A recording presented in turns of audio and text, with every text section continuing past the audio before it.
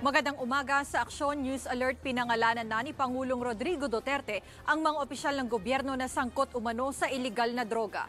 Kabilang sa listahan ng mahigit 50 dati at kasalukuyang mayor, vice mayor at kongresista. 13 rito ay mula sa Luzon, 16 naman mula sa Visayas, habang 27 opisyal ay mula sa Mindanao. Isa sa mabibigat na pangalan ay si dating Cebu Mayor Michael Rama. Sangkot din daw sa iligal na droga ang ilang judge at halos 100 miyembro ng militar at pulis. Binigyan ng Pangulo ang mga opisyal ng 24 na oras para sumuko sa mga otoridad. We already have some names that are coming up that will be, first of all, corporations that mga contractor na talagang kitang-kita na hindi magandang trabaho nila.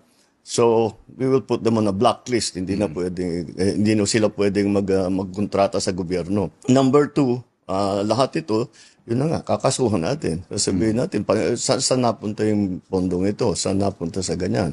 Pag hindi sila makapag-explain na mabuti, we will have to take it to the next step.